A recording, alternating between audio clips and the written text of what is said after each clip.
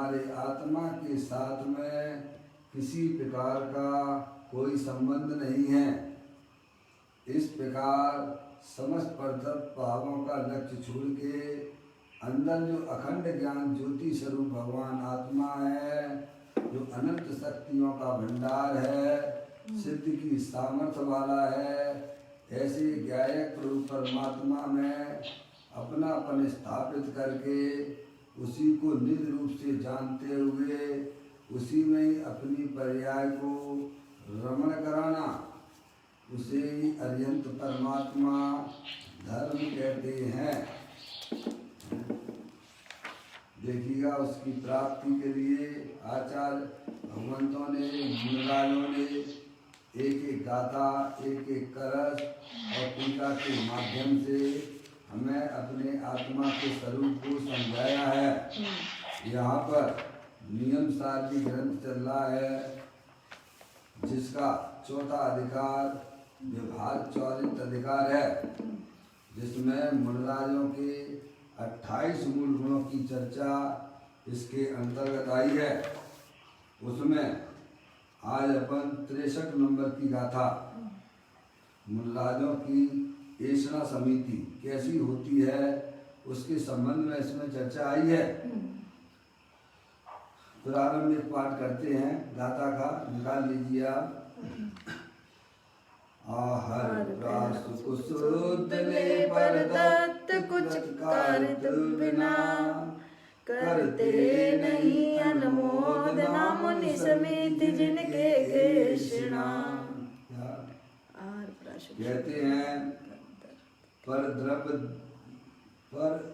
द्वारा दिया गया कृत कालित अनुमोदना रहित प्रासुक और प्रशस्त भोजन करने रूप जो सम्यक आहार ग्रहण वह ऐषणा समिति है। क्या कहते हैं आचार्य कुमकुम देव? देव हमें यह समझा रहे हैं कि मुनिराज की ऐषणा समिति कैसी होती है। तो क्या पर द्वारा दिया गया कृत कारित अनुमोदना रहित, समझ में आप? यानी मुनिराज के निमित्त से बनाया गया भोजन है, कृत कारित अनुमोदना रहित, समझ में आप? और प्रासुक और प्रशस्त, प्रशस्त का मतलब है अच्छा, शास्त्र में प्रशंसित जो व्यवहार से प्रमाद आदि का व रोग आदि का निमित्त ना हो। समझ गए? मुनिराज को कैसा भोजन होना चाहिए तो कहते हैं प्रशस्त हो, जिससे उनके आत्मा में प्रमाद ना हो, है भैया, समझ गए? और शोध कर बनाया हुआ प्रासुक और शोध कर, प्रासुक और प्रशस्त भोजन करने रूप जो सम्यक आहार ग्रहण वह ऐषणा समिति होती है। श्रावक होता है वह कृत कारित अनुमोदना रहित है। ऐसा नहीं है कि मुनिराज है और उनके लिए भोजन बनाना, वह स्वयं भी अपने लिए भोजन बनाता है। उस समय मुनिराज का वहाँ से निकलना होता है तो ऐसा भोजन होता है कि वह मुनिराज के निमित्त से नहीं बनाते हैं। उनमें यार श्रावक होते हैं, वे भी अपने लिए भोजन बनाते हैं। समझ नहीं आप? मुनिराज के निमित्त से नहीं बनाते हैं। पहले श्रावकों का जीवन ऐसा ही हुआ करता था। और मुनिराज को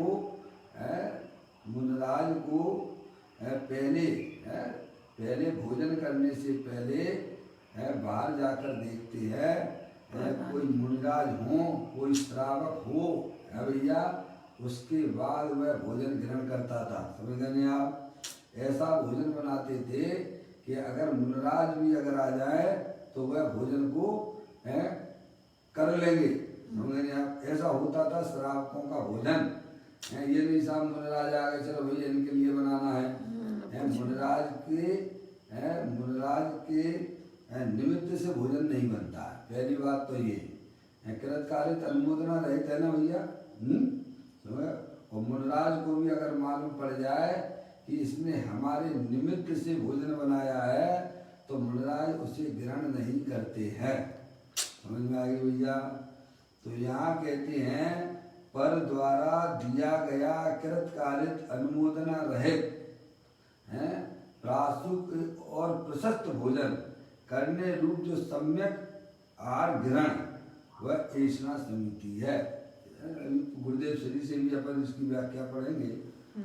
अब टीकाकार देखिए, अब टीकाकार पदम क्रमध्याय के मूलकार यहाँ ऐसा समिति का स्वरूप कहा है वह इस प्रकार है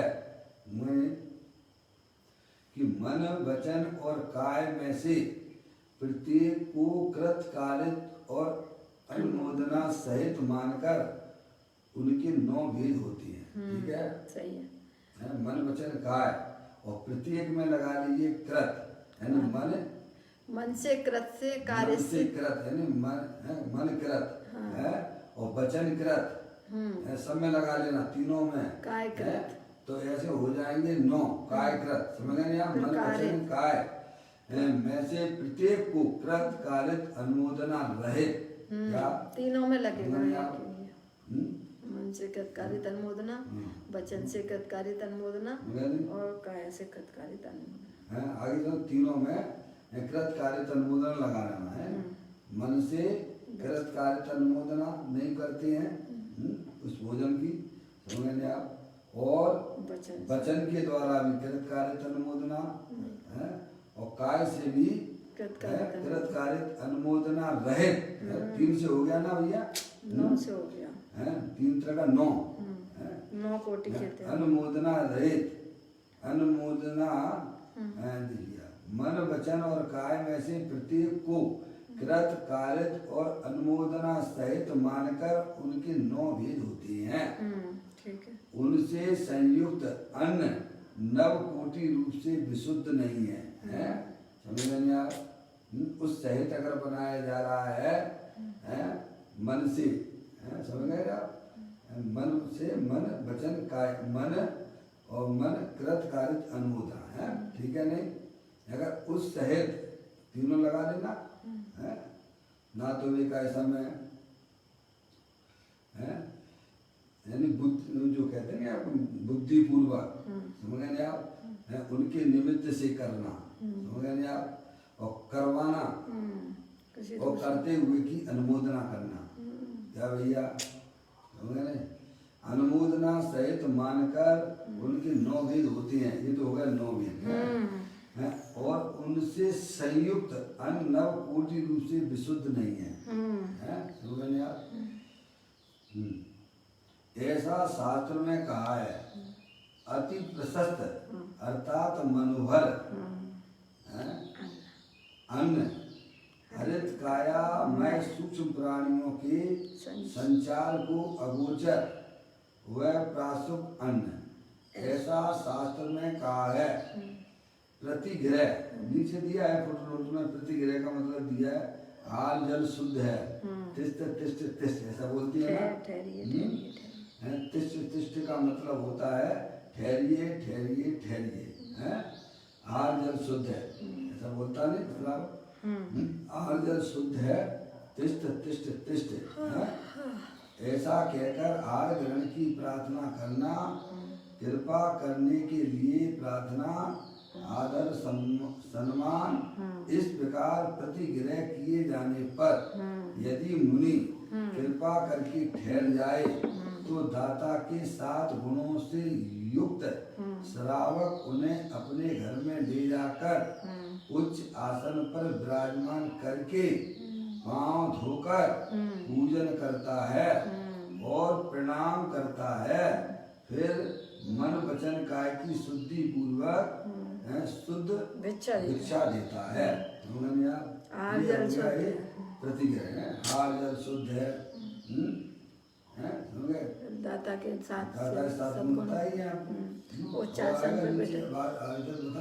आसन पर बैठाना, पैर धोना, विनय करना, पूजा करना, यानी उत्साह पूर्वक है, मन में उत्साह होना चाहिए, ये गुण के अंदर आता है श्रावक के।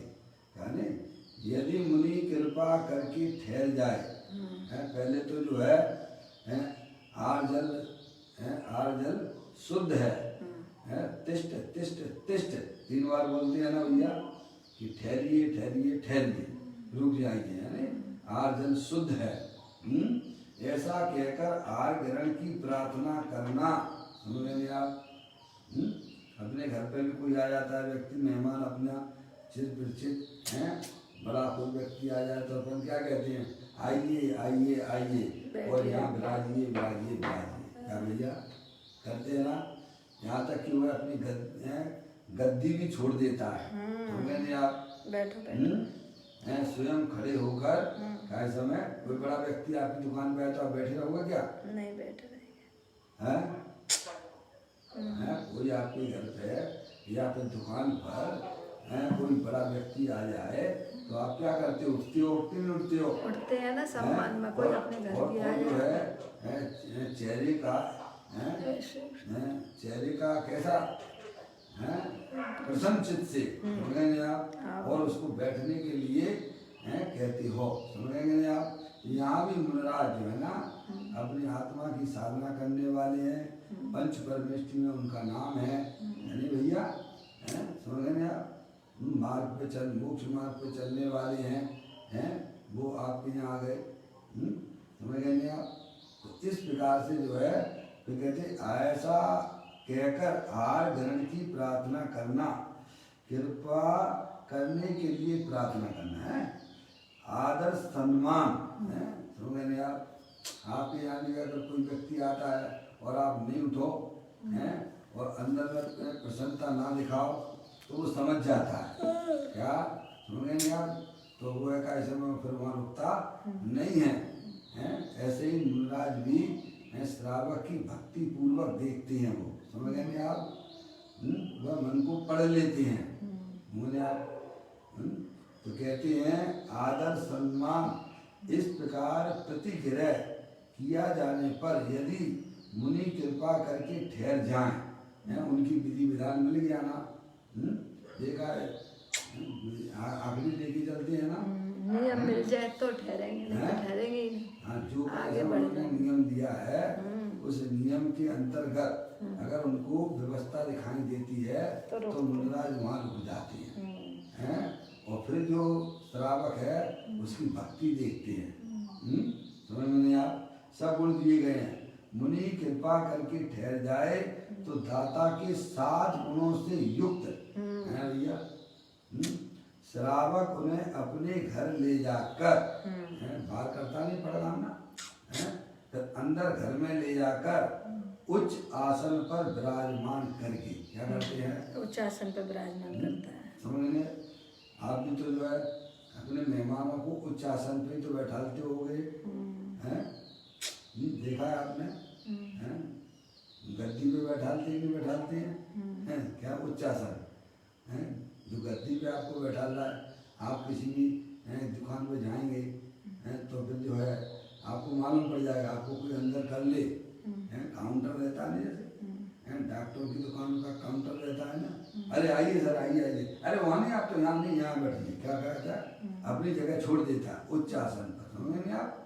ऐसे ही मुनिराज जो है उनको भी भैया ऐसी भक्ति पूर्वक उच्च आसन पर वह बैठाता है, नवदा भक्ति पूर्वक, नवदा भक्ति पूर्वक, है नहीं? अब ये उनका फोन आ रहा है, किसका? मौसी का। बेटे को बोला नहीं, मैं ही लगा देता हूँ। कितने लोग हैं?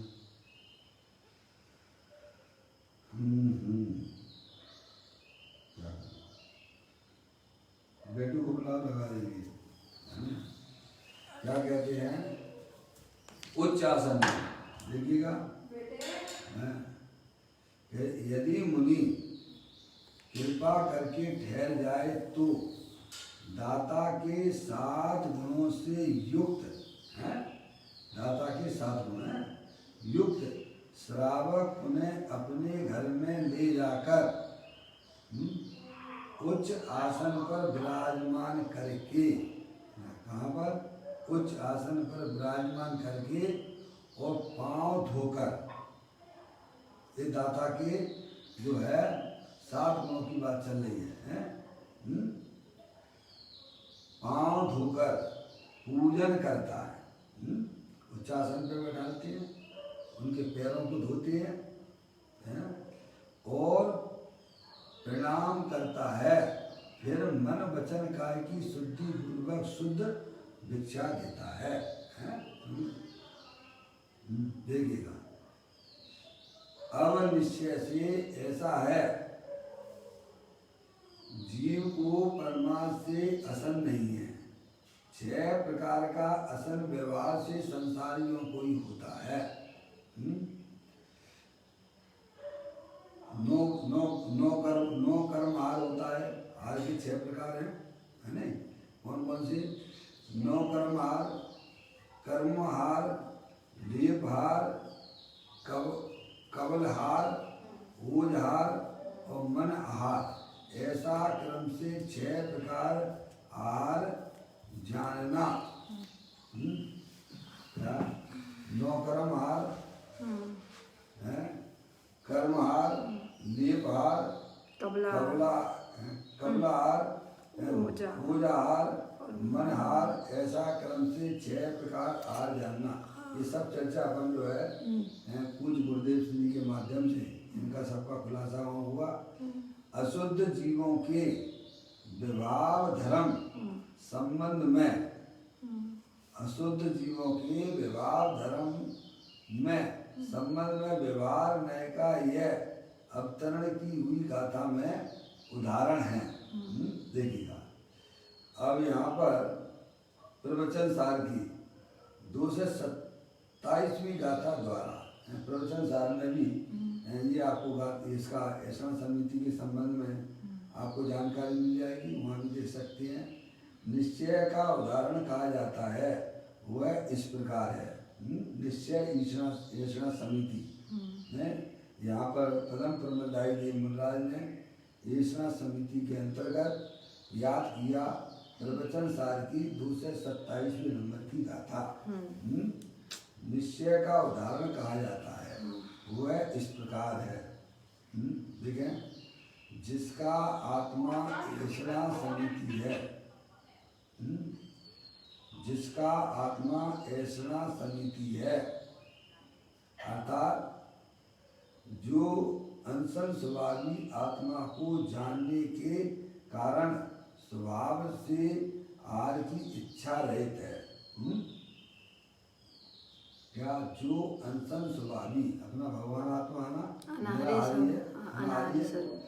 निराहारी स्वरूप वाला है ना भैया, जिसने आज तक एक परमाणु तक ग्रहण नहीं किया है। समझे आप?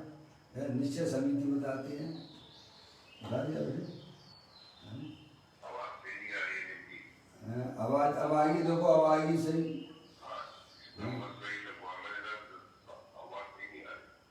744 पे। अच्छा बेटे, मैं उसका दूसरा नंबर है, लो मैं बोल रहा हूँ, उस पर लिखा, पेपर पे लिखा, दे दो कागज में, कागज वाला दे दो बेटा। ले लें, चलिए, कोई बात नहीं, कोई बात नहीं, इस पर लगा दो दूसरे नंबर पर। देखें क्या कहते हैं, निश्चय ऐसा समिति का भी स्वरूप यहाँ पदम प्रमलदाई देव जो प्रवचन सार की 227वें नंबर की गाथा में आया है, उसको यहाँ बताती हैं। हाँ पप्पू भैया दूसरा नंबर भी लगाया, पप्पू भैया लगाया तो उसी नंबर पे है। पप्पू भाई काट दिया क्या है? जुड़े हैं?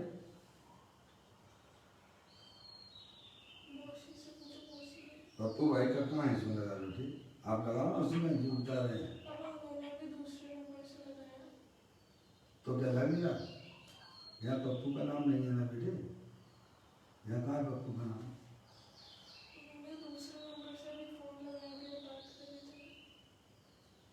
तो उस पर लगाओ जो नंबर वहाँ लिखा हुआ है।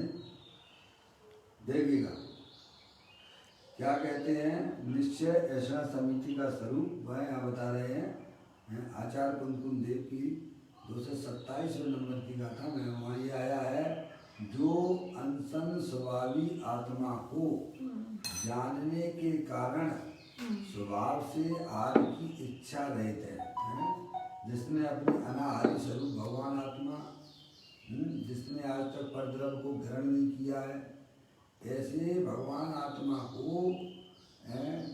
जो ग्रहण करता है उसे विविध प्रकार की इच्छाएं होती ही नहीं है। समझ में आ गया भैया?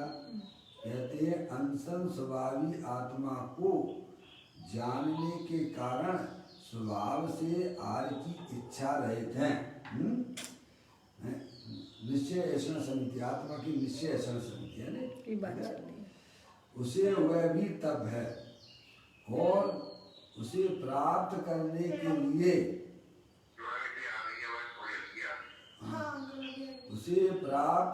के लिए अनसन स्वभावी आत्मा को परिपूर्ण रूप से प्राप्त करने के लिए प्रयत्न करने वाले ऐसे जो श्रवण उन्हें अन्य स्वरूप से भिन्न ऐसी भिक्षा ऐसा बिना ऐसा दोष रहित होती है, इसीलिए वे श्रवण अनाहरी हैं।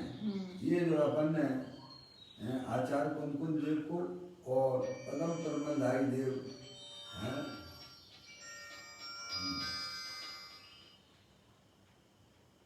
पदम ब्रह्मधारी देव मुनिराज को अपन ने यहाँ पर पढ़ा है। देखें अब देखिएगा, अब पूज्य गुरुदेव श्री ने इसके ऊपर जो व्याख्यान किया है निश्चय ऐसा समिति और व्यवहार ऐसा समिति, उसका अपन स्वरूप यहाँ पर गुरुदेव श्री के माध्यम से जानते हैं। देखिएगा सर्वप्रथम चिंतामणि निकाल लीजिए, तीसरा भाग है।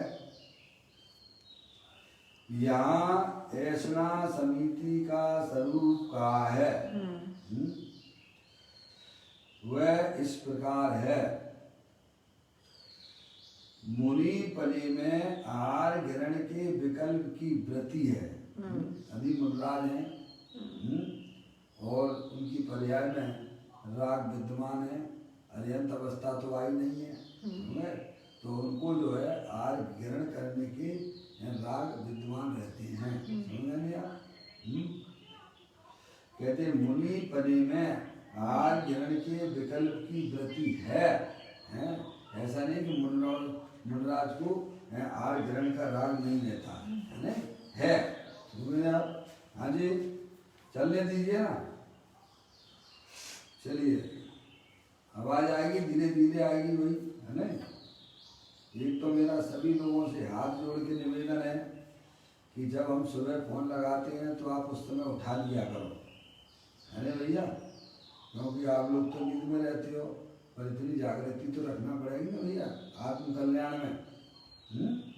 उसी समय उठा लिया करो भैया, 4:30 बजे का अलार्म भर लीजिए आप। ठीक है भैया, थोड़ी जिम्मेदारी आपको भी लेना पड़ेगी भैया। देखिएगा फिर बाद में क्या डिस्टर्ब होता है, फिर आप बाद में फ़ोन करते हो, फिर ये करते हो वो करते हो, और हम तो इतने पढ़े लिखे हैं नहीं आगे समय, और इसी में ही समय लगाएंगे तो आगे हमारा विषय कैसे चलेगा। देखिएगा, मुनि पने में आहार ग्रहण के विकल्प की वृत्ति है। समझे, मुनिराज हैं, उनको जो है भोजन करने का, आहार लेने का विकल्प उनकी पर्याय में अभी विद्यमान है, क्योंकि उन्हें अभी केवल ज्ञान की प्राप्ति तो हुई नहीं है। समझ रहे आप? तो कहते हैं मुनि पने में आहार ग्रहण के विकल्प की वृत्ति है। समझ रहे आप?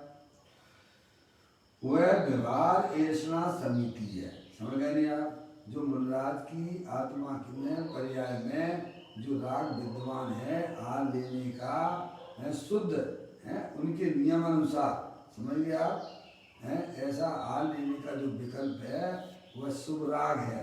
क्या भैया, आप भी जो भोजन करते हो, समझ गए आप, तो कैसा भोजन करते हो आप? कोई अभक्ष तो खाते नहीं हो आप, समझ गया? जैसा शास्त्र में बताया गया श्रावक का शुद्धि पूर्वक है भैया, सारी बातें आप जानते ही हो हैं। तो वह कसाई की मंदता का सूचक होता है, क्या होता है, और अभक्ष खाना, कचाई की तीव्रता है, और ना कोई विचार करना, समझ गए नहीं आप, चाहे कैसा जल्दी जल्दी जल्दी जल्दी बना लेना, जीवों की क्या दया पड़ेगी आपको, हैं, सूद पूर्वक ही तो बनाते होगे भाई, जमीन देख लेते होगे, समझ गए नहीं आप, जो आपके मसाले हैं वो मर्यादा पूर्वक होते हैं, श्रावकों की, समझो भैया।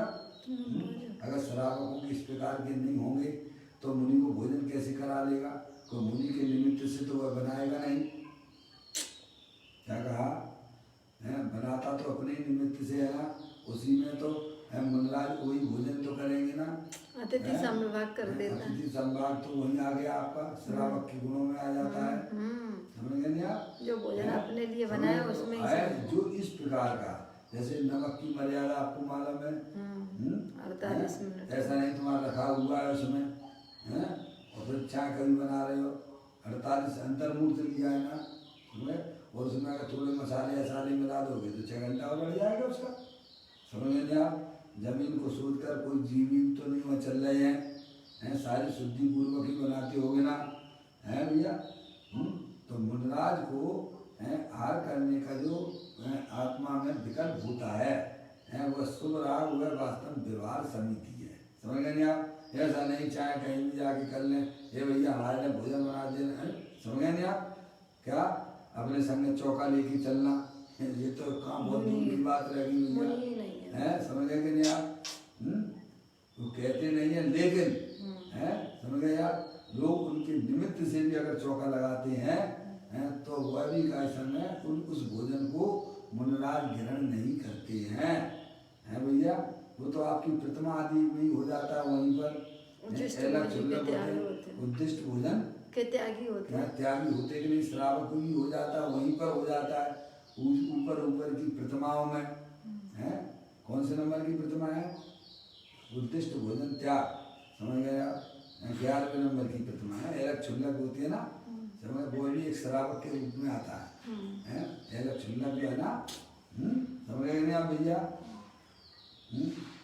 आप प्रतिमाओं का स्वरूप भी थोड़ा अपन को समझना चाहिए, है ना। तो मुनराज तो बहुत ऊंची स्टेज पर है ना, तो कहते हैं मुनि पने में आहार ग्रहण के विकल्प की वृत्ति है, ऐसा नहीं मुनराज को आहार करने का विकल्प नहीं आता, वो आता है, समझ गए नहीं आप। और वह व्यवहार ऐसा समिति है, किसको ऐसा समिति का व्यवहार, ऐसा समिति है जो अंदर में है पर्याय में जो शुभ राग हुआ है, समझ गए, उसको वो व्यवहार ऐसा समिति कहते हैं।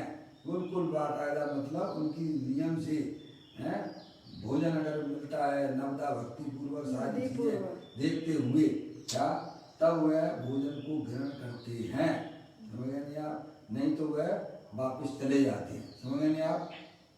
और वह समिति कैसी होती है उसका यहाँ वर्णन है, समझ गए नहीं आप। ऐसा समिति चल रही ना, तो यहाँ उसका वर्णन है। निश्चय ऐसा समिति तो अपनी आत्मा को शोध कर निर्मल परिणति रूप परिमन करना, क्या कहा, व्यवहार समिति तो वह शुभ विकल्प है, समझ गए, जो नियम पूर्वक जैसा आगम में कहा गया है, ऐसा समिति का स्वरूप आया है, हरियंत परमात्मा की दिव्य ध्वनि में आया है, वैसा ही बाहर की व्यवस्था बनने पर है भैया, जो पर्याय में शुभ राग होता है उसे व्यवहार से ऐसा समिति कहते हैं, और निश्चय से ऐसा समिति कहते हैं आत्मा को शोध कर निर्मल परिणति रूप परिमन करता है, क्या कहा, आत्मा को शोध कर निर्मल परिणति रूप परिमन करता है। शोध कर बात है ये, आत्मा को शोध कर, यानी आत्मा की पर्याय में, शोध कर मतलब क्या है, आत्मा की पर्याय में क्या चीज है देखना भैया, राग आदि परिणाम है उनको शोध कर, कि भाई है क्या नहीं है, नहीं है। नहीं, वो जो है पर्याय में जो शुभाशुभ विकल्प होते हैं वह वास्तव में आत्मा का स्वरूप नहीं है। जैसे रज सोदा होता है ना, पप्पू भैया, रज सोदा होता है ना, रज सोदा समझ गए, जहाँ शराबी की दुकान होती है ना, आप भिंड में तो बहुत सब जगह ही है, चूंकि भिंड में अपन ने देखा है अपने आसपास में वो दुकानें नहीं है शराबे की, सोना चांदी वाली, समझ गए आप, जहाँ है वे लोग जानते हैं, समझ गए आप। तो वो जो उनकी बारीक बारीक सोने के कण होते हैं ना, हैं, तो वो झाड़ते समय, झाड़ू लगाते समय वो नाली में चले जाते, क्या है, तो रस सोदा सुबह सुबह आता है, तो उसमें अपने काम की चीज है, उसमें बहुत सारे धातु होते हैं, उसमें चांदी के कण भी होते हैं, और उसमें पीतल के कण भी होती हैं, समझ में आया, और बहुत सारी मिट्टी भी होती है। तो वो क्या शोध कर सोने के कण को अपने पास में रखता है, क्या कहा भैया। ऐसे ही मुनराज भी हैं अपने आत्मा को शोध कर, आत्मा में जो विकार रूपी पर्याय है वह रजकण है, समझ गया भैया। बस जैसे आत्मा जो है चैतन्य व धातु है, क्या है, आत्मा चैतन्य धातु है, वह वास्तव में आत्मा है, और उसमें जो रागादिक परिणतियां हैं वे रजकण है, क्या है, उसकी दृष्टि रज सोदा की दृष्टि कहाँ पर होती है, सोने पर, सोने पर होती है ना। ऐसे ही है सम्यक दृष्टि जीव से लेके मुनराज भी क्या है, शोध कर है भैया, अपनी ज्ञान पर्याय में भेद ज्ञान पूर्वक, सम्यक भेद ज्ञान पूर्वक, ये शरीर तो है मिट्टी धूल है भैया, और इसमें जो है पुण्य पाप के परिणाम वे जो है चांदी और पीतल है, तांबे, समझ गए कि नहीं आप भैया। उसको भी छोड़कर पीतल का कण ऐसा लगता है कि सोना हो, क्या कहिया, पर रस सोना समझ जाता है कि ये सोना नहीं है, ये पीतल है, समझ में आया भैया। ऐसे ही पुण्य के परिणाम लगते तो धर्म है, पर वह धर्म नहीं है, समझ में आया। ज्ञानी समझ लेता है कि अंदर जो चैतन्य धातु है वह वास्तव में मैं हूँ, क्या भैया। और ये पीतल के कण जो है और तांबे के कण जो है ना, ये सब बेकार की चीजें हैं, समझ में आया भैया। इस प्रकार से ज्ञानी रज सोदा की संज्ञा भी प्राप्त करता है, शोध कर शब्द लिखा है ना, ऐसे ही ज्ञानी समझ जाते भैया ये शरीर तो रज है, माटी धूल है, समझ में आया भैया। और अंदर में जो पुण्य पाप के परिणाम जो पराधीन तत्व हैं, समझ में आया, वह जो है वह वास्तव में आत्मा का स्वरूप नहीं है। आत्म वस्तु जो अखंड ज्ञान ज्योति स्वरूप है, चैतन्य धातु, उसको वह ज्ञान का गिर बनाते हैं, समझ में आया। वह है वास्तव आत्मा को शोध कर, आगे समझ में भैया।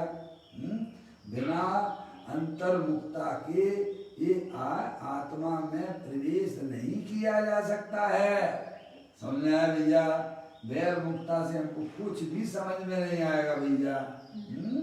कहते हैं अपनी आत्मा को शोध कर निर्मल परिणति रूप परिमल करता है, समझ रहे आप। जो ज्ञान की पर्याय है, रजकण आदि जो पर्याय जो है पुण्य पाप के परिणाम है, उनको छोड़कर अंदर में अपने त्रिकालिक ध्रुव भगवान आत्मा का जो आश्रय लेता है, उसे अपना जानता है, उसे अपना मानता है, उसकी पर्याय में निर्मल पर्याय उत्पन्न होती है, उसे निश्चय से ऐसा समिति कहते हैं। क्या कहा भैया, क्या कहा है, देखो कहते अपनी आत्मा को शोध कर, है भैया। महिलाएं भी हैं, क्या चीज जानती हैं, गेहूं में जो चीज मिला भूसा होता है उसमें भूसे के कण भी आ जाते हैं, कभी कभी मिट्टी के कण भी रहते हैं, तो उसको क्या करते हैं, क्या ग्रहण करती है, वो दाना ग्रहण करती है, निकाल देती है। हमें क्या ग्रहण करती है, गेहूं है, गेहूं के अंदर और भी बहुत सारी चीजें जो कचरा अचरा, क्या उसको भी कैसे में आटे के रूप में रोटी बना के खाएगी क्या, नहीं है भैया। शोधन करते हो ना करते हो? आप भी मसाले शोधते हो कि नहीं शोधते हो? बिना शोधे खाते हो क्या? उसमें कौन सी चीज खाने की है वही ग्रहण करते हो कि कचरा भी ग्रहण कर लेते हो आप? हैं? ऐसे ही मुनराज भी अंतरोन्मुखी उपयोग के द्वारा क्या चीज खाने योग्य है और क्या छोड़ने योग्य है, जैसे योग सार ग्रंथ में, योग सार ग्रंथ में योगेंद्र महाराज कहते हैं जिसकी ज्ञान की पर्याय में एक उपाधि का ज्ञान चलता है, ये यानी रागादिक परिणतियां ही हैं भैया। और त्रिकालिक ध्रुव भगवान आत्मा उपाधि है जिसके वर्तमान ज्ञान की पर्याय में एक उपाधि का ज्ञान चलता है। वह 24 घंटा अरिहंत परमात्मा की भक्ति करता है। क्या भैया? और वह जीव अल्पकाल में मुक्ति को प्राप्त करेगा। क्या कहा भैया? अजय भैया, अशोक भाई है क्या नहीं है? हाँ, बहुत बढ़िया है भैया, आप बहुत अच्छा है भैया। आप लोग जो है माँ जिनवानी माता का श्रवण हमेशा करते रहना चाहिए भाई साहब। इसे तो अपना दोस्त बना लो। क्या? जिनवाणी को अपना दोस्त बना लो भाई, हैं? समझ में आया भैया? कहते हैं कैसे मतलब शोध कर मतलब क्या चीज ग्रहण करना क्या छोड़ना। तो योगेंद्र महाराज कहते हैं जिसकी वर्तमान शुद्ध ज्ञान की पर्याय में एक उपाधि का ज्ञान चल रहा है, कौन सी चीज छोड़ने लायक है ये है, और कौन सी चीज उपाधि है ग्रहण करने योग्य है। तो भी देखो आपके जो है बाहुबली जी हैं, भरत जी हैं, समय दृष्टि थे कि नहीं थे? छायक समय दृष्टि थे। रामचंद्र जी थे, छायक समय दृष्टि थे। आदिनाथ भगवान छायक समय दृष्टि थे। उनकी पर्याय में पुण्य के परिणाम भी होते हैं, पाप के परिणाम भी होते हैं कि नहीं होते हैं? होते हैं। ऐसा तो नहीं है कि श्रावक हैं, चौथे गुण स्थान वृद्धि वाले हैं, उनके पाप के परिणाम नहीं होते हों। नीलांजा का नृत्य देख रहे हैं आदिनाथ भगवान हैं अपने ग्रस्त अवस्था में, हैं तो वह देखने का परिणाम कैसा है? पाप परिणाम तो है ना भाई, हैं? रामचंद्र जी हैं पागल जैसी स्थिति हो गई चारित्र मोहिनी के उदय में, समझ गए नहीं आप? देखिए अंदर में प्रतीति अपने आत्मा की चलती रहती है। समझ? श्रद्धा गुण का काम अलग है और चारित्र का काम अलग है और ज्ञान का काम अलग है। समझ गए आप? भरत बाहुबली जी हैं, उनकी युद्ध की आदि की चर्चाएं आती हैं, तो वो पाप परिणाम है ना, पर उसमें भी वह अपनी आत्मा की रूप प्रतीति उनकी छूटती नहीं। उसे ही तो समय दृष्टि कहते हैं ना, छायक समय दृष्टि उसी को तो कहते हैं ना, है भैया? समझ में आई? तो क्या चीज है और क्या उपाधि है? तो हे उपाधि तो दो में होगा ना, क्या चीज ग्रहण करने योग्य है? तो कहते अपना त्रिकालिक ध्रुव भगवान आत्मा वो भैया ग्रहण करने योग्य है। और रागादिक परिणतियां ये सब पराधीन तत्व हैं, जहाँ पुण्य पाप के परिणाम सब पराधीन तत्व हैं, वह ग्रहण करने योग्य नहीं हुआ तो हे है। समझ नहीं आया?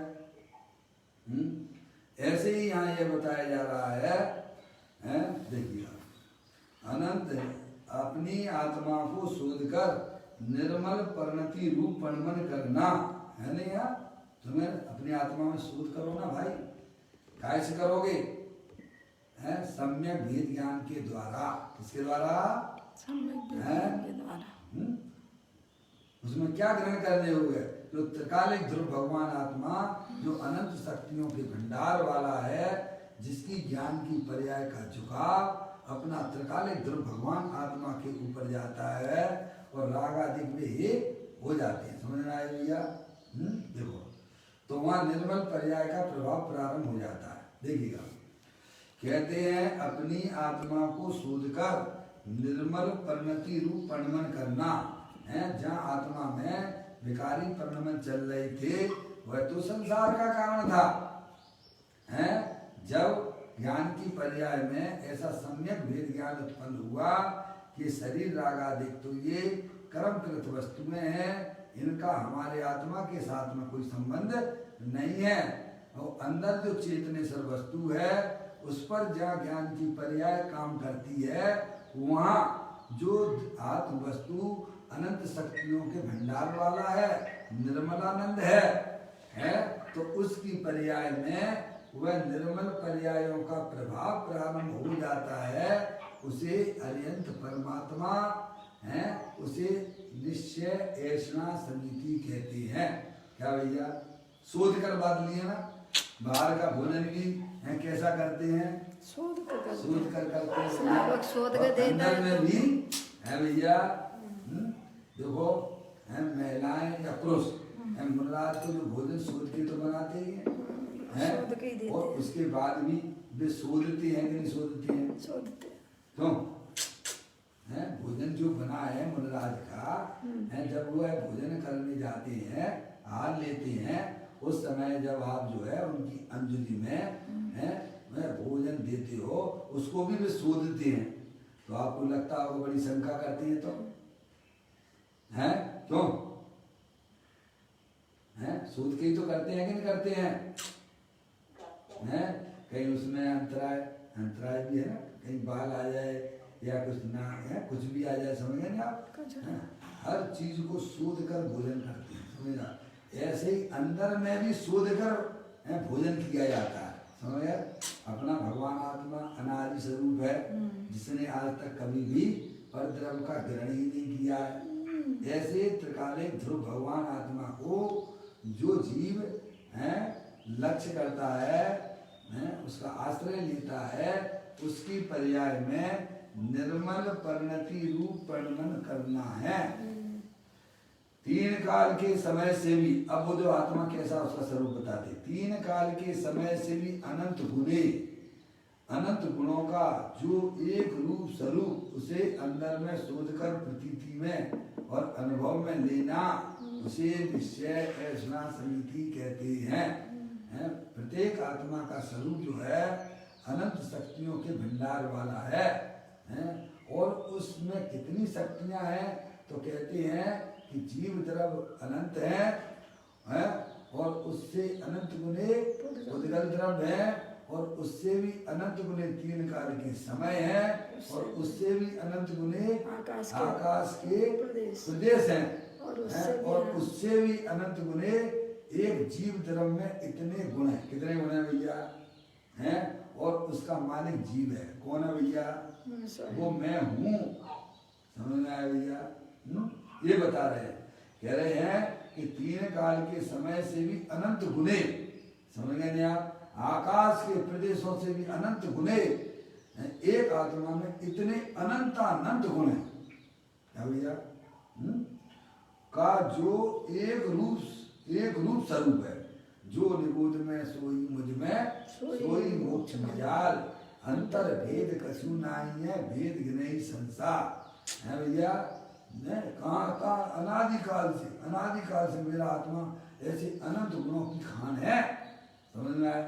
कभी भी हमने अपने आत्मा को समझा नहीं है भैया, हैं जिस पर्याय में जाते हैं उसी पर्याय में मस्त हो जाते हैं भैया, और चले जाते हैं राग द्वेष करते करते करते करते करते भैया क्या ले गए आप, पाप के पुटरिये ले हैं। कल आपका जो है फिल्म स्टार ऋषि कपूर चला गया, परसों वो चला गया, कौन जावेद कौन है पता नहीं, इमरान खान हैं इमरान नहीं, जो इमरान खान समझ में आया भैया, हैं जो भी हो, हमें मुझे पता नहीं, समझ में आया भैया। अब ऐसे चले क्या लेके गए भैया, बोलो जाना तो सभी को पड़ेगा। अरे वे गए हैं तो अपन भी जाएंगे कि नहीं जाएंगे? अरे इतने पैसे के सहयोग वाले भी हैं, क्या शरीर में रह पाए हैं, क्या नहीं रह पाए हैं? अपन भी शरीर छोड़ेंगे कि नहीं छोड़ेंगे हैं? या रावण भी अपने आप को अहंकार करता था, मुझे कोई मार नहीं सकता था, मैं तो अजर अमर तत्व हूँ, समझ में आया भैया। है उसका भी शरीर छूटा कि नहीं छूटा है भैया। तो अपना शरीर कोई रहने वाला है क्या अपने साथ में है भैया। ऐसे विचार करो, है दुनिया काल के गाल में जा रही है, तो तुम्हारे ऊपर क्या है, काल नहीं मंडरा रहा है? प्रति समय मरा है भैया, तेरे सिर पर मृत्यु के नगाड़े बज रहे हैं और तुझे पंचेंद्री के विषयों में मस्त हो रहा है। अरे साहब वो चले गए, ये मर गए, वो मर गए। अरे भाई तू अपने आप को भी तो देखना है, क्या जीवन में तुमने कमाया है? क्या कह रहे भैया, क्या तुमने अपने आत्मा में किया है? निरंतर दुखी होते रहते हो, पर के लक्ष्य करते रहते हो, आर्थ ध्यान बौद्ध ध्यान किया करते हो। ये संस्कार लेके जाओगे है भैया, अपने आत्मा के संस्कार लेके जाना, अपनी पर्याय में सम्यक भेद ज्ञान की उत्पत्ति करना है भैया। क्या चीज ग्रहण करने योग्य है और क्या छोड़ने योग्य है भैया। जो पर्याय में इस प्रकार का होता है वे संस्कार भले ही अभी आत्मा में सम्य दर्शन की प्राप्ति ना वही होवे है भैया। जो अंतरोन्मुखी उपयोग के द्वारा जो संस्कार आत्मा में पड़े हैं वह उसके साथ में जाते हैं। और बैल मुक्त का तो अनादिकाल से भैया स्त्री मेरी है, ये लड़का मेरा है, मूर्ख हो, एक नंबर के छड़े चढ़ाए हैं। अभी तो कोरोना वायरस ने बहुत सारी चीजें आपको ज्ञान करा दी होंगी ना कि तुम्हारा कोई भी नहीं है। तुम जिनसे प्रेम करते हो ना ये तुम्हारे कभी हो नहीं सकते हैं। तुम प्रत्यक्ष में उन्हें देख लीजिए आप है भैया। अपना तो एकमात्र आत्मा भगवान आत्मा है जो टंकोत्कीर्ण की भांति तीनों काल एक रूप रहता है। क्या भैया, कैसा भी शरीर हो, कैसे भी रागादिक परिणाम हो, पर मेरा ये भगवान आत्मा जो अनंत शक्तियों के भंडार वाला है वह कभी भी अपने स्वभाव को छोड़ता नहीं है। वो मैं हूँ। क्या कहा भैया, समझ में आया भैया? तो कहते एक रूप स्वरूप है जिसका, जो अनंत शक्तियों के भंडार वाला है, ऐसा उसका श्रद्धान करना है। आपको देखो कोरोना वायरस का तो पता नहीं है, फिर भी आपको विश्वास है कि नहीं है? देखा है क्या किसी ने कोरोना वायरस को? नहीं देखा, सुना सुनी बस विश्वास कर हैं। और फिर भी डरे डरे घूमते फिरते हो भाई, हैं, कल्पनाओं में खोते रहते हो भाई। उसकी बात का तो विश्वास है कि पूरे विश्व में कोरोना वायरस चल रहा है जिसे किसी ने नहीं देखा आज तक। समझ में आया भैया? पर अरिहंत परमात्मा कहती है तू चेतनेश्वर भगवान आत्मा है, अनंत शक्तियों के भंडार वाला है। जितनी संपत्ति शक्तियां मेरे पास में है ना उतनी तेरे पास में भी है। क्या भैया, आत्मा अमूर्तिक है। क्या भैया, तो उसको विश्वास करो, उसको लक्षण के द्वारा पहचानो। क्या भैया, कि कौन सी चीज मेरी है और कौन सी पराई है, कौन सी चीज हमारे साथ अनंत काल से है और अनंत काल तक रहेगी, जो मेरा साथ नहीं छोड़ती है। अरे उससे प्रेम करो ना प्रभु, हैं? आने जाने वालों से अपने प्रेम को क्यों लुटाया करते हो? है भैया, ज्ञानी कहते हैं प्रेम करने लायक तो वही वस्तु है जो तीनों काल अनंत शक्तियों के भंडार वाली है। ऐसे गायक प्रभु परमात्मा से अंतरोन्मुखी उपयोग के द्वारा उसे ग्रहण करना, उससे प्रेम करना। ढाई अक्षर प्रेम को पढ़े सो पंडित हो। शास्त्र पढ़ने वाले को पंडित नहीं कहा गया। समझ में आया भैया? केवल मात्र शास्त्र का ज्ञान है वह पंडित नहीं हो सकता है। जो अपनी आत्मा को जानता है उसे पंडित कहते हैं। अरिहंत परमात्मा को पंडित, पंडित शब्द का आगम में कहा गया। अरिहंत भगवान पंडित है। समझ गए नहीं आप? तो पंडितों का लड़का तो पंडित ही होगा ना भाई, है? पंडितों से एलर्जी नहीं करना। समझ में आया? यहाँ कहते हैं अनंत गुणों का जो एक रूप स्वरूप उसे अंदर में शोध कर, उसे अंदर में शोध कर, अब ज्ञान की पर्याय को शोध करती है। ये शरीर की तो जड़ है। शरीर क्या है? जड़ है। और रागादिक परिणतियां, पाप रूप परिणाम, संकलेश रूप परिणाम भैया वे तो है ही दुख रूप। और जो राग की पर्याय है, सो राग की पर्याय है, वह भी पराधीन तत्व होने से है भैया, वह भी है। ये है अंदर जो चेतने सर्वस्तु, मैं अखंड ज्ञान ज्योति स्वरूप हूँ। है भैया, ज्ञान से ज्ञान में ज्ञान ही हो, कल्पना का एकदम विलय हो, भ्रांति का नाश हो, शांति का वास हो, ब्रह्म प्यारे, तेरी भक्ति में चढ़ जाए सारे, मेरे शाश्वत शरण सद तारण तरण ब्रह्म प्यारे, तेरी भक्ति में चढ़ जाए सारे। अरे भाई ज्ञान का ज्ञान से कनेक्शन जोड़ दो ना। अरे घर में बिजली के वायर लगे हुए हैं, बाहर पावर हाउस चल रहा है, इलेक्ट्रिक पावर हाउस है भैया, उससे कनेक्शन जोड़ोगे तभी तो घर में प्रकाश होगा ना प्रभु। है ऐसे ज्ञान को ज्ञान से जोड़ दीजिए, मत शुद्ध ज्ञान को त्रिकालिक ध्रुव भगवान आत्मा से जोड़ दोगे तो पर्याय में निर्मल प्रवृत्तियां प्रभावित रूप से हो जाएंगी। उसे कहते हैं निश्चय ऐसा समिति। समझ में आया भैया? कहते हैं ऐसे अनंत गुणों का जो एक रूप स्वरूप, उसे अंदर में शोध कर, क्या भैया अंतरोन्मुखी उपयोग के द्वारा ही तो शोध करोगे ना भैया। अपने आत्मा की पकड़ कैसे करोगे? बारी बार ज्ञान को घुमाते रहोगे, ये स्त्री मेरी है, पुत्र मेरा है, दुकान मेरा है, ये भगवान मेरा कल्याण कर देंगे। समझ में आया? ये तो सब बैर मुक्ता है भैया। अंदर में जो पर्याय पुण्य पाप की उत्पन्न होती है वो सब बैर मुक्ता की पैदाइश है। समझ में आया? अंतर में शोध कर, जिसमें पुण्य पाप के परिणाम दिखाई देते हैं उसके पीछे तो देखो चेतनेश्वर भगवान आत्मा पड़ा हुआ है। उसमें अपनी मत्सुत ज्ञान की पर्याय को जोड़ना। किसमें जोड़ना है? शोध कर मतलब क्या? अपना ज्ञायक प्रभु परमात्मा उसमें अपना कनेक्शन जोड़ देना पर्याय का। समझ में आया भैया?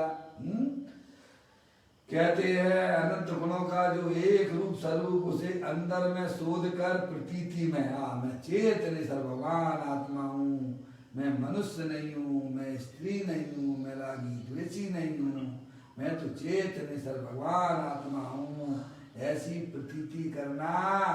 अनादि काल से हमें है भैया, मैं शरीर हूँ ऐसी प्रतीति है। वह प्रतीति तो संसार का कारण है। मैं रागी हूँ द्वेषी हूँ ऐसी प्रतीति भी संसार का कारण है। मैं तो पुण्य पाप के परिणामों से भी रहित चेतनेश्वर भगवान आत्मा हूँ, ऐसी प्रतीति करना, उसका नाम अत्यंत परमात्मा धर्म कहते हैं। समझ भैया? कहते अंदर में शोध कर प्रतीति में और अनुभव में लेना, केवल बातें ही नहीं करना, अपने रूप आत्मा देखना। मैं ऐसे अनंत शक्तियों के भंडार वाला हूँ। आपको कैसी विपरीत प्रतीति हो जाती है? अगर आपका कोई एक खजबो हो, आपका भंडार हो, कोयले का भी भंडार हो ना है, तो आपकी परिणामों में कैसा चलता है भैया? गली सकड़ी लगने लग जाती है और उन्हें चौड़ा दिखाई देता है जो कि परद्रव है वो है। पर कोई भी खजाना, कोई भी मालिक होना तो आप ऐसी उसकी पर्याय मजबूत होती है। तो अपने त्रिकालिक ध्रुव भगवान आत्मा के साथ संगति करती है, वह पर्याय भी बहुत बलवान हो जाती है भैया? समझ में आया? अच्छे लोगों की संगति करो। आप जो है प्रधानमंत्री के साथ में रहो तो आपकी पर्याय में कैसा होता है भैया? है जैसे आपकी किसी से है पप्पू भैया पुलिस विभाग में है भैया, आपकी अगर पहचान हो अच्छे बढ़िया कलेक्टर वगैरह से तो आपको गाड़ी चलाने में कैसा लगता होगा? भले ही हेलमेट नहीं लगाए हुए हो तो अभी कैसा अनुभव करते होगे? समझ में आया? जहाँ हमारे ऐसे कोई विशिष्ट व्यक्तियों से जब परिचय हो जाता है तो अंदर में पर्याय अपने आप को बहुत अच्छा समझती है भैया। वो तो परद्रव है। और जहाँ अनंत शक्तियों के भंडार वाले आत्मा को जिसने पर्याय ने ग्रहण किया है वो इसकी पर्याय की शक्ति कैसी होगी, उसके पर्याय का आनंद कैसा होगा? कभी विचार करते हो भाई?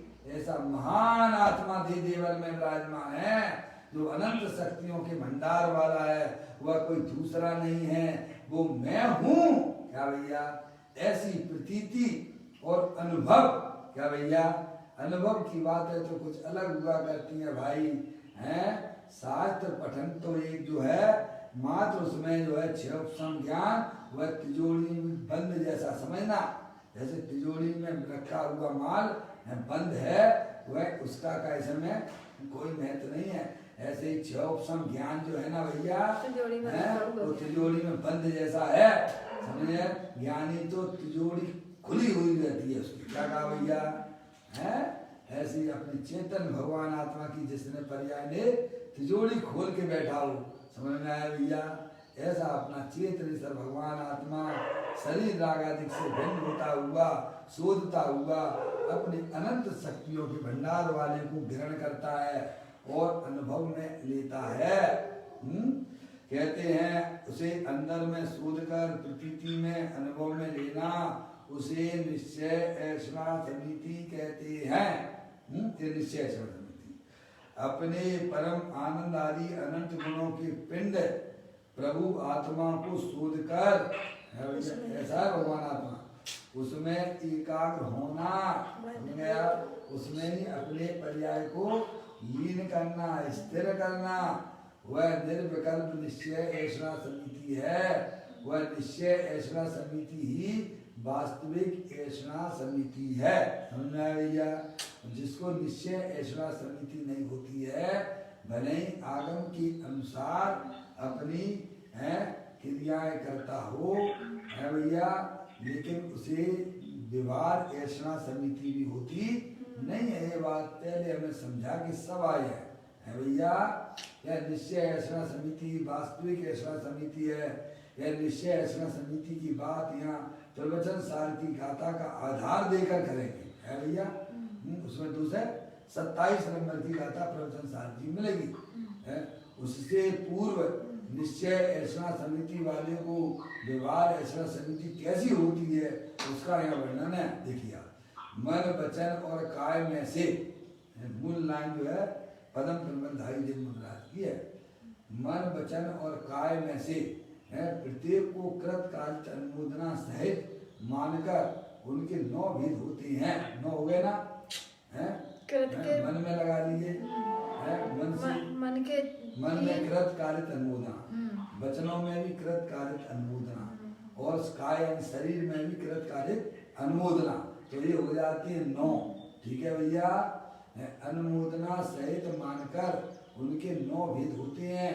उनसे संयुक्त अन्य नव कोटि रूप से विशुद्ध नहीं है, ऐसा शास्त्र में कहा है।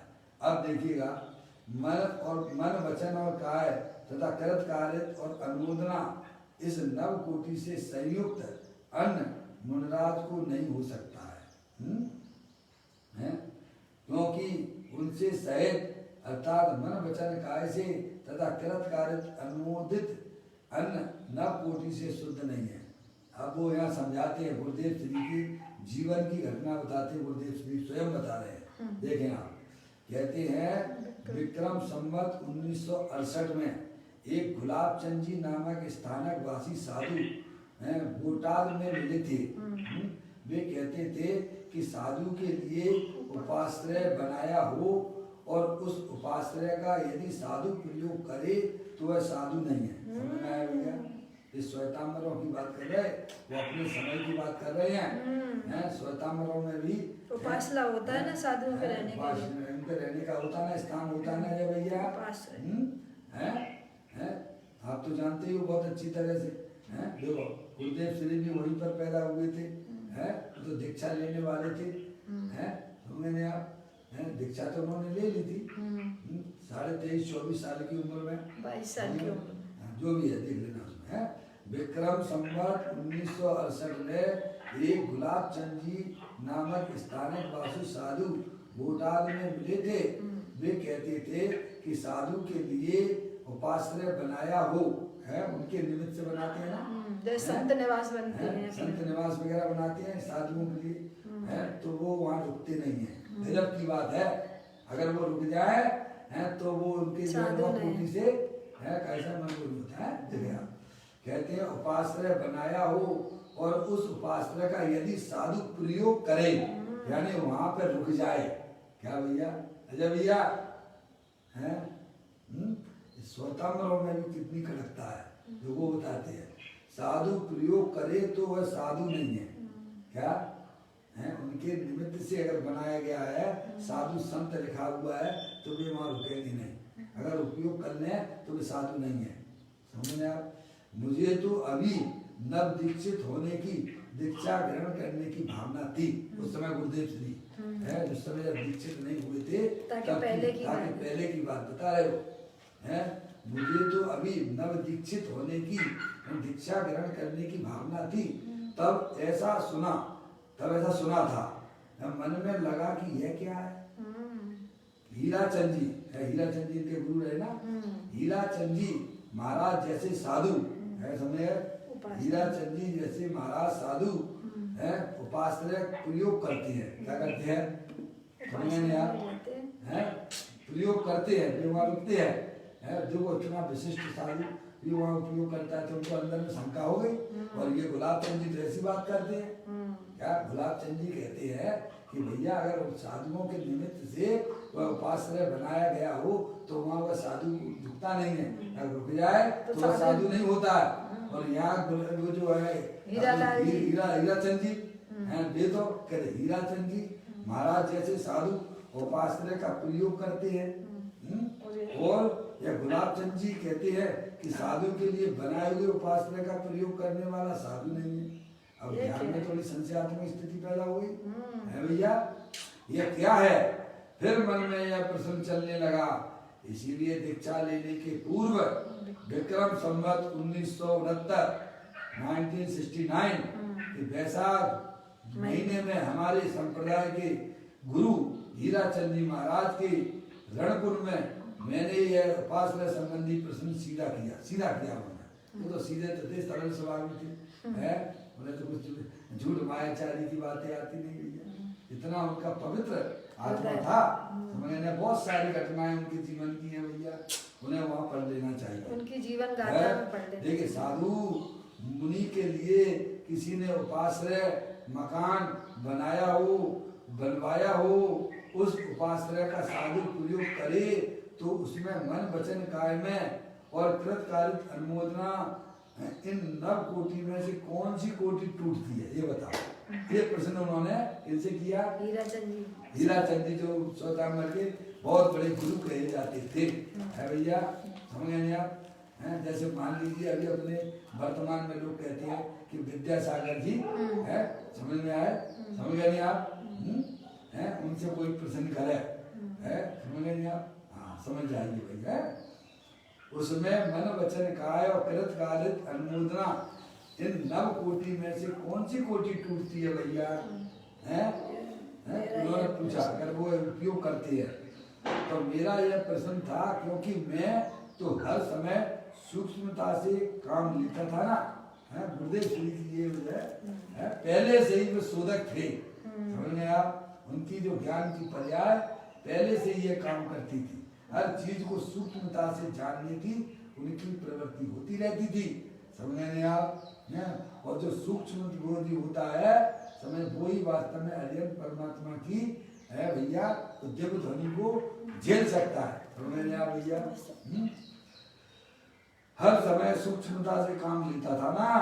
हमारे संप्रदाय के गुरु पहले स्वतंत्र थे ना। गुरु हीराचंद जी महाराज को सच्चे देव साथ गुरु किसे कहना उसकी श्रद्धा का भी पता नहीं था। क्या था भैया? अजय भैया कड़क बात है भाई। हैं? उसकी श्रद्धा का भी पता नहीं। सच्चे देव क्या है, सच्चे गुरु क्या है, सच्चे शास्त्र क्या है भैया। इसीलिए गुरुदेव श्री कभी कभी अपने प्रवचनों के माध्यम से यह भी कहते थे कि श्वेतांबर वास्तव में जैन नहीं है। क्या कहा भैया? श्वेतांबर वास्तव में जैन नहीं है क्योंकि उन्हें देव शास्त्र गुरु का ही पता नहीं है भैया। गंगा गए गंगादास, जमुना गए जमुनादास है भैया। इसीलिए कहते वो श्वेतांबर जैन नहीं है। खुद वो श्वेतांबर संप्रदाय में पैदा होने वाला व्यक्ति ये कहता है भैया। जब आप शास्त्र पढ़ोगे तो आपको खुद समझ में आ जाएगी। हमारे संप्रदाय के गुरु हीराचंद जी महाराज को सच्चे देव साथ गुरु किसे कहना उसकी श्रद्धा का भी पता नहीं।